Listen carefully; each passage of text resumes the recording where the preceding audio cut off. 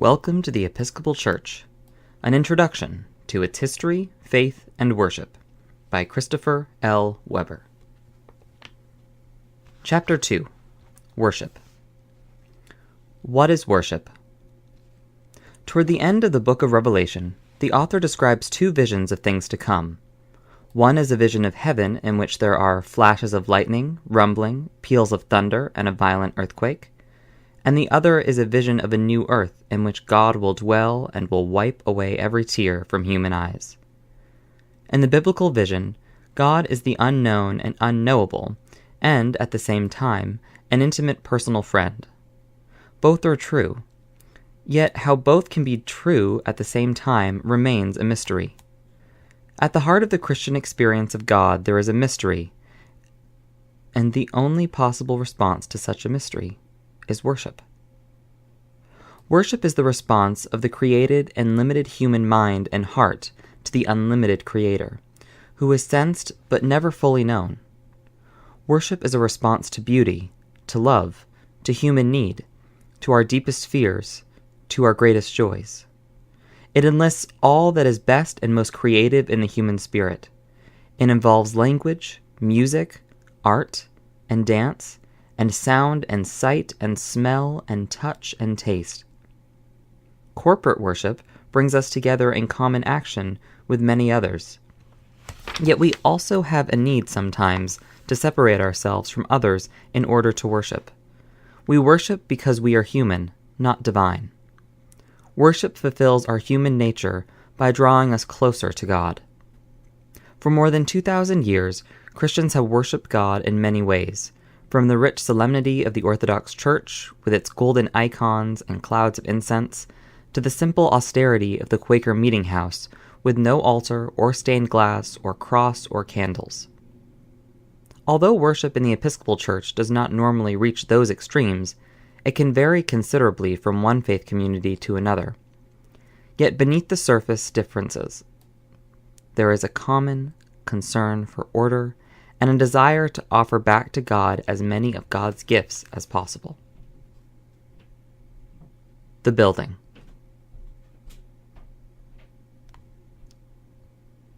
Worship can and does take place everywhere in soaring cathedrals and tiny chapels, in a clearing in the woods, beside a sickbed, in a prison chapel, around a kitchen table.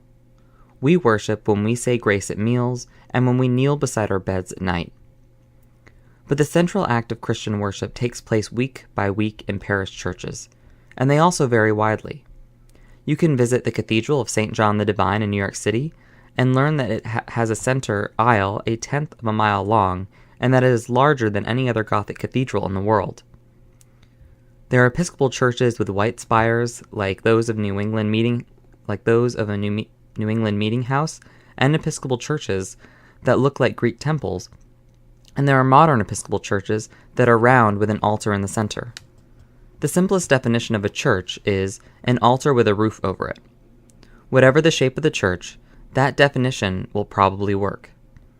A church is a building designed to allow Christian people to gather around an altar for a common meal. But churches serve other purposes too. Christians gather for instruction as well as communion, so they need a place from which lessons may be read and sermons given. Perhaps there will be two places, a lectern for the reading and a pulpit for the sermon. But no building design can locate both a pulpit and an altar so that each is the focal point. There are colonial churches in which the pulpit dominates the church and the altar is a small table below it. Such churches were built at a time when the sermon was the center of worship and communion was held only on occasion. There are modern churches in which the altar is central and the pulpit is a movable reading desk. That reflects a different sense of priorities. Many Episcopal churches were built under the influence of the Gothic revival in the 19th century, when people believed that every church should look like an English cathedral, with a large rectangular area, the nave, for people to sit in, a smaller rectangular area for the choir, and a still smaller area, the sanctuary, for the altar. It's a building design that reflects a class-structured society with each order in its proper place, and God at a safe distance. Yet it also provides a sense of mystery that is appropriate in any act of worship of a limitless God by very limited human beings. Many of these buildings have been redesigned in recent years to bring the altar forward and allow a closer relationship between those at the altar and those in the congregation. This, too, is appropriate since God has come near to us in Jesus Christ, yet the sense of mystery is inevitably diminished by such change. Every church building is the result of current emphases and certain compromises. How, after all, would the author of the book of Revelation design a church for the God whose throne is surrounded by thunder and lightning, yet who comes near to us to dry our tears? The Prayer Book. Worship in the Episcopal Church is shaped not only by the buildings we make or inherit, and which we often reshape, but also by the books we use, and also reshape.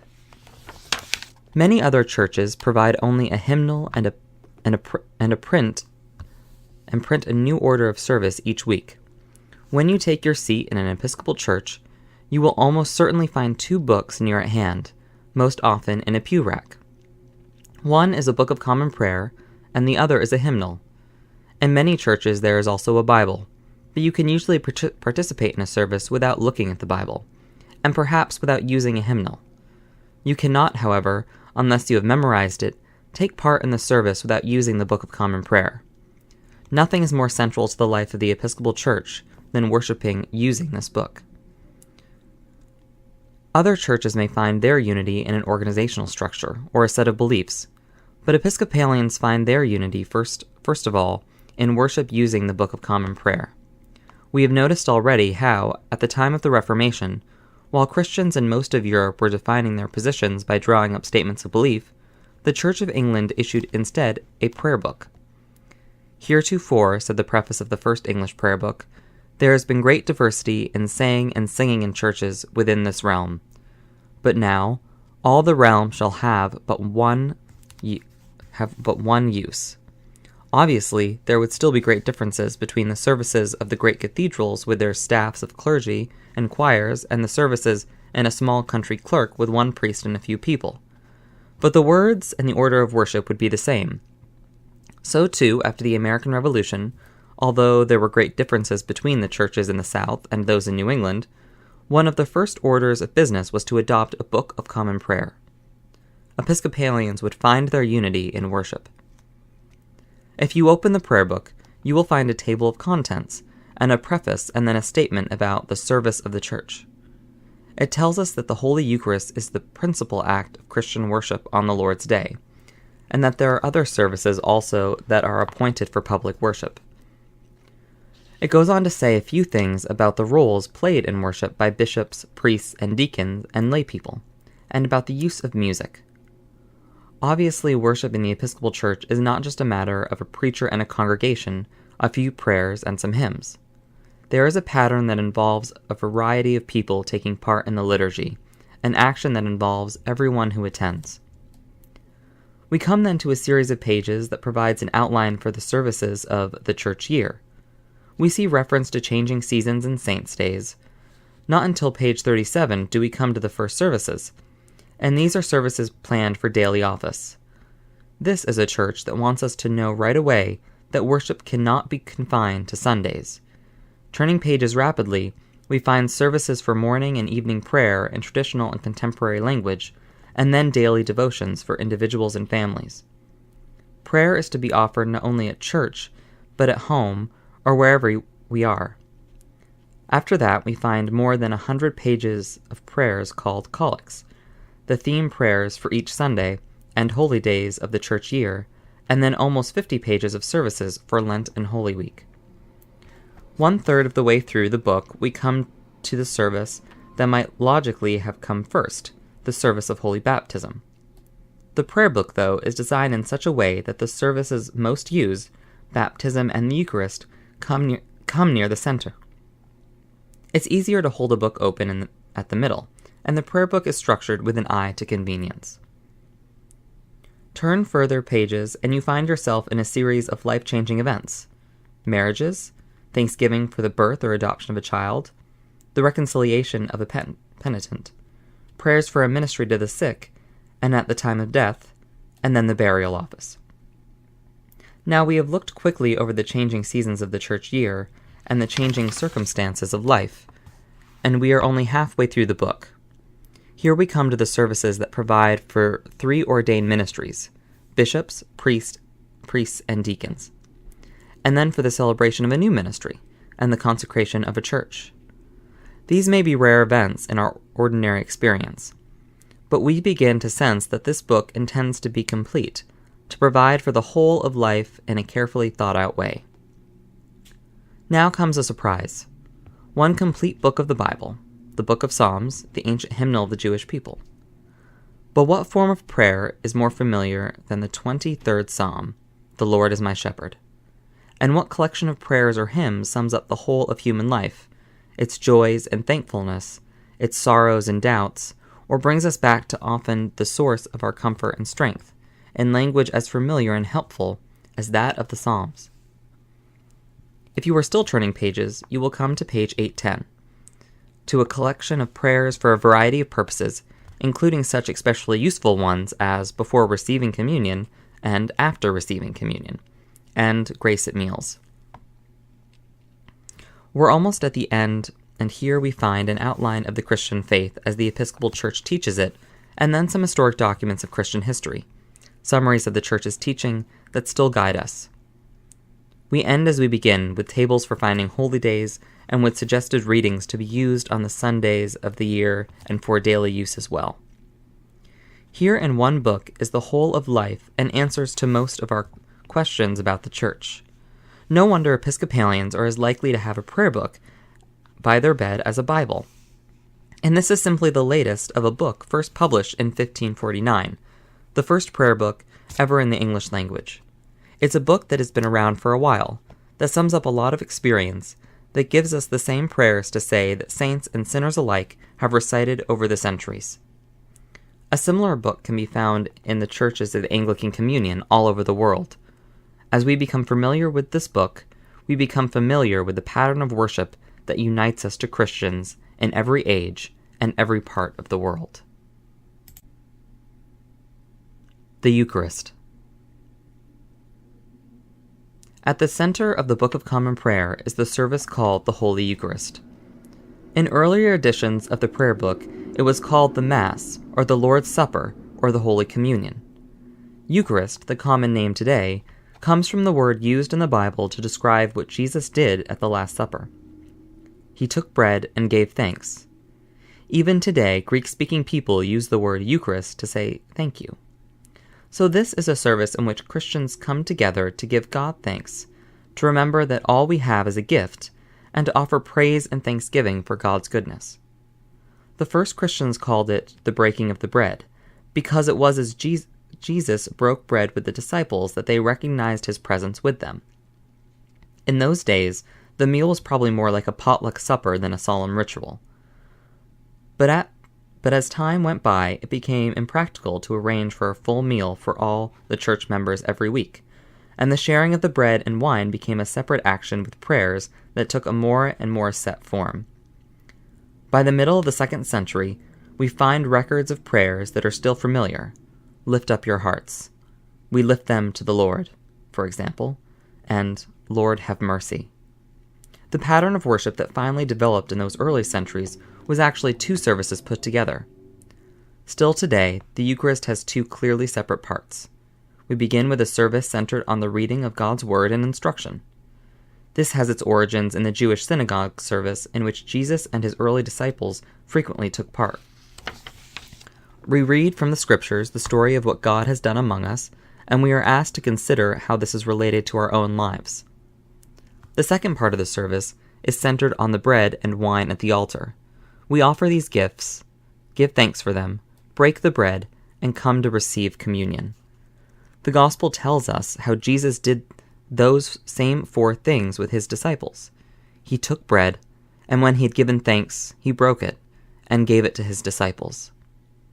If the first part of the service is primarily words, the second part is primarily action. Through both God is always at work in our lives.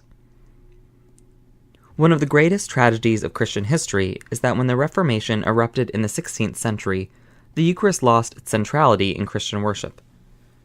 The Reformers made an effort to restore the Eucharist as a common meal in which Christians shared God's gifts, but there were so many disagreements among them as to exactly what happened in the service that they became divided, not only from the papacy, but also from each other. Confusion about the meaning of the Eucharist combined with the excitement over the new availability of the Bible in the common language led some Protestant churches to relegate the Eucharist to a secondary role.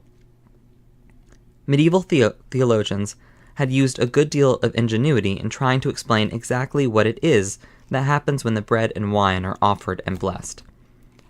The bread and wine, they agreed, become the body and blood of Christ. But how does this happen?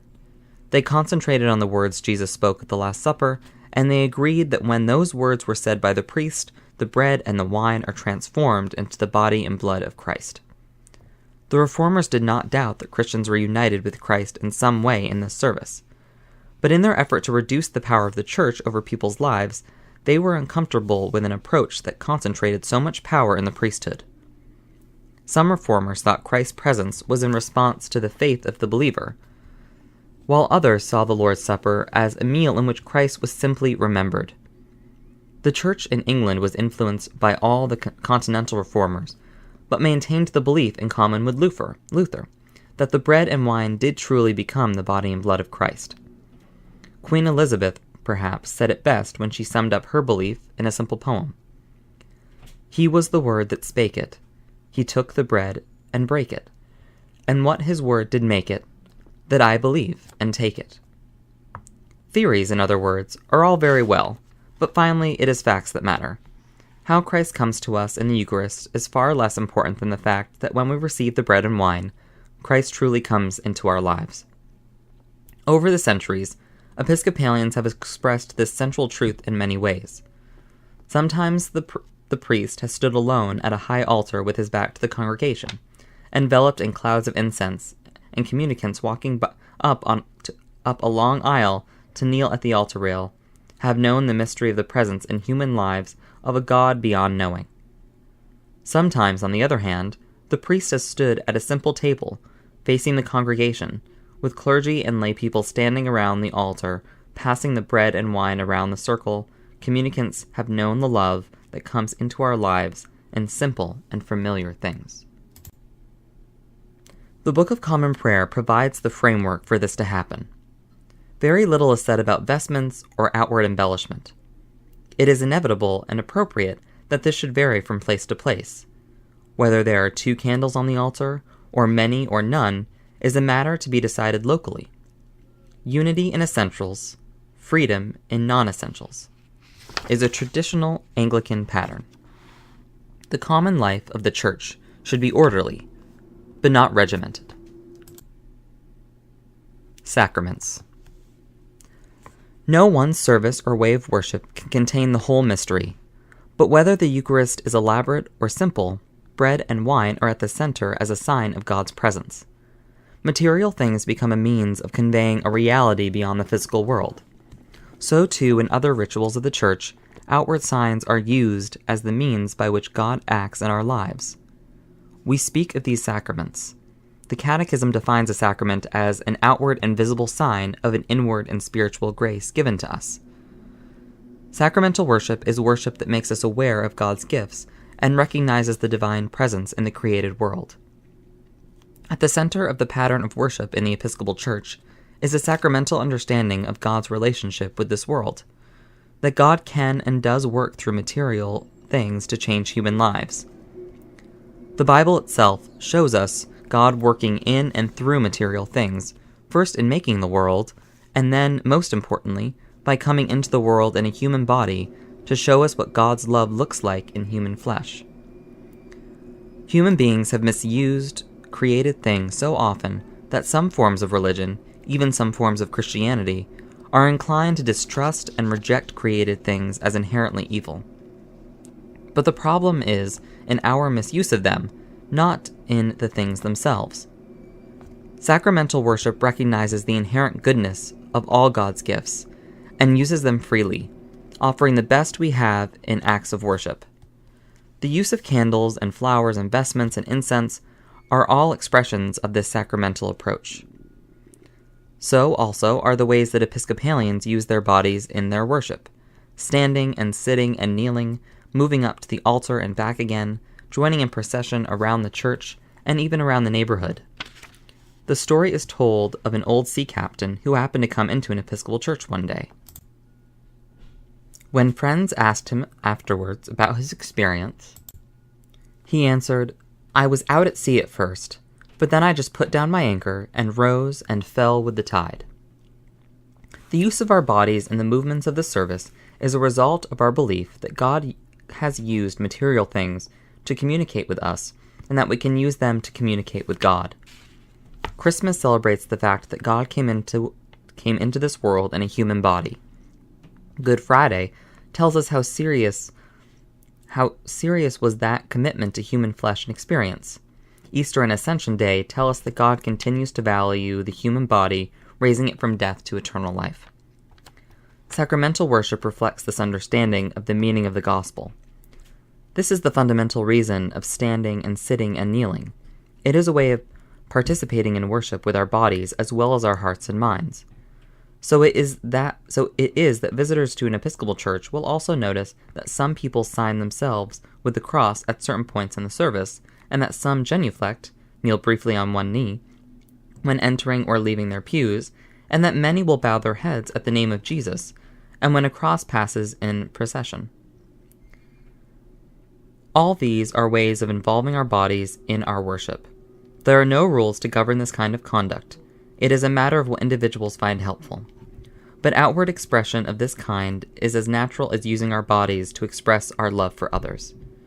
Two people in love can sit at opposite ends of a couch and gaze soulfully into each other's eyes, but sooner or later, most people find it helpful to get closer and to use their bodies to say what their words can never fully express.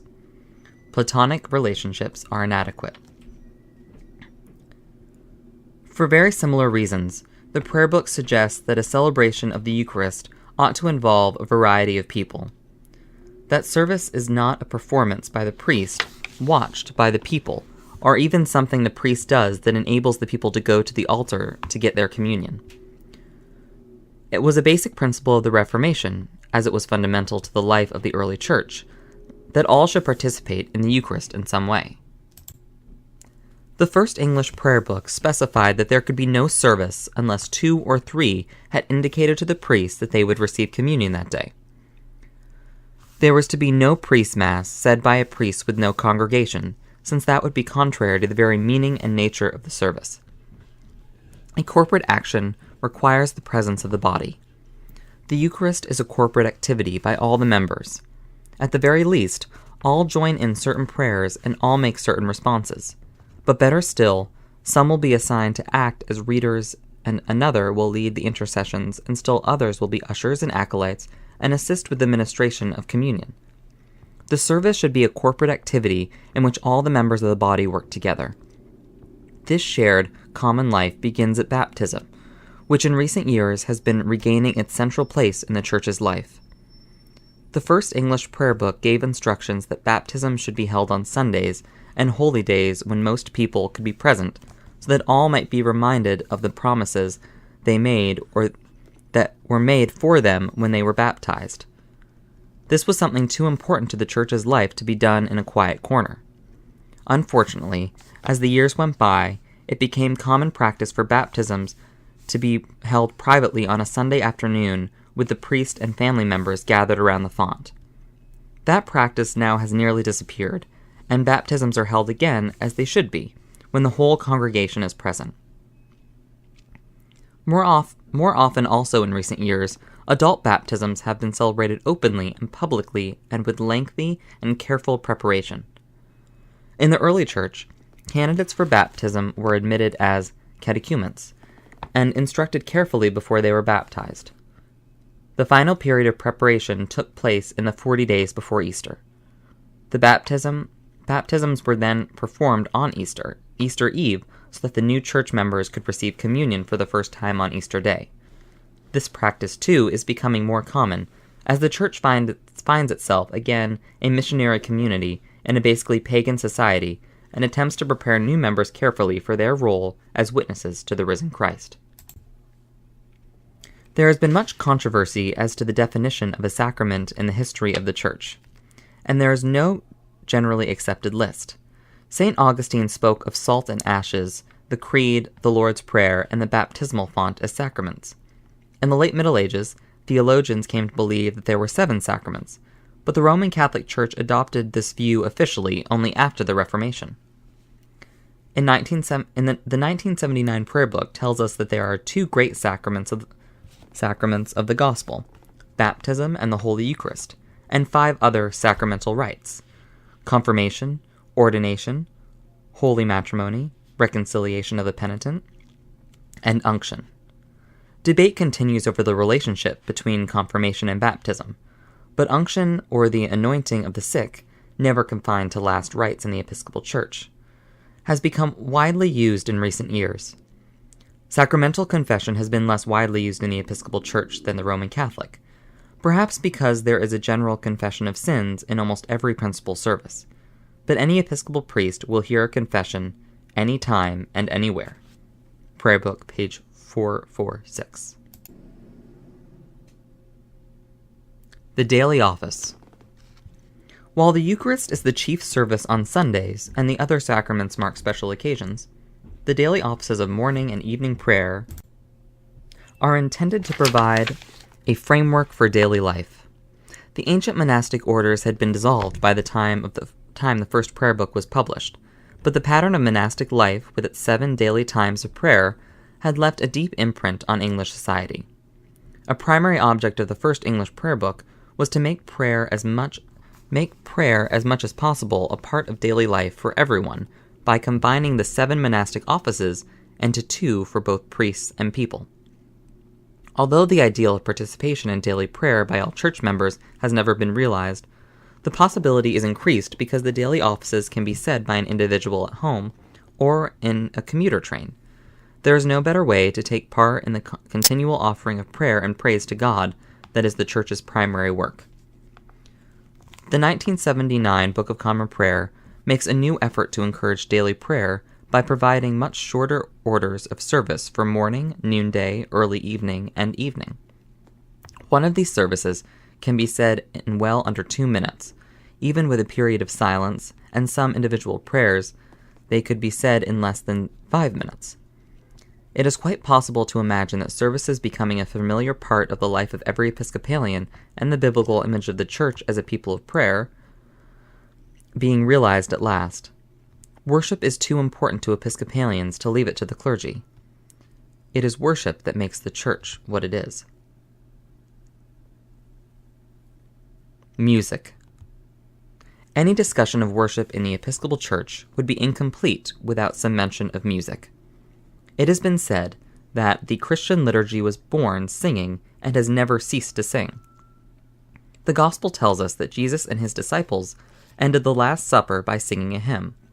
We read of Paul singing in prison, and the epistles speak frequently of singing, as does the book of Revelation.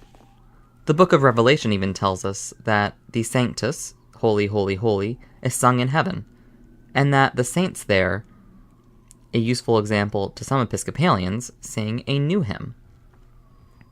Why is singing so important? The practical reasons are that sung words carry better and more clearly than spoken words, and that voices stay in unison better in singing than in speaking. But music also adds expressiveness, especially joy, to the words we speak.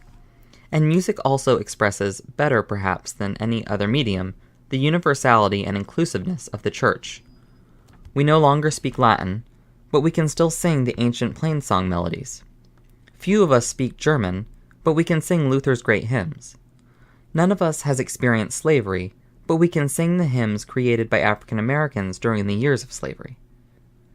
An ordinary Sunday morning in an Episcopal church will find a congregation singing hymn tunes from Ireland and Wales and Russia with words from ancient Greece and medieval Spain. Many musicians and others who love music have come into the Episcopal Church primarily because of its music. God gave us the gift of music, and in the Episcopal Church, the great music of the whole human race, from the simple plainsong of the Middle Ages to the great organ music of recent centuries, it is a familiar part of the offering of worship. Worship defines the Church. Earlier in this chapter, a passing reference was made to the historic document at the end of the prayer book. One of those documents is the Articles of Religion, an attempt made by the Church of England in the midst of the controversies of the Reformation to state a position on certain key issues. Article 19 attempts to say what the Church is, and does it in terms of worship. The visible Church of Christ is a congregation of faithful men in which the pure word of God is preached and the sacraments be duly ministered according to Christ's ordinance. Page 871.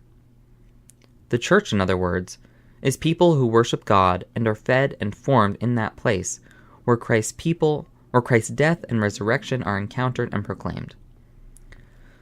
Though the particular expression has changed from time to time and from place to place, this understanding has remained central to the nature of the Episcopal Church. Questions for further thought and discussion. This chapter describes a variety of interpretations of exactly what happens in the Eucharist. What is your belief about the bread and wine you receive in the Eucharist? 2. Page 39 lists a number of reasons that music is important in worship. Can you think of any others? Is music an essential part of worship for you? Why or why not? 3. Is the pattern of worship in your parish effective in drawing and keeping new members? If so, what aspects of worship seem to be the most significant? If not, what do you think are the reasons?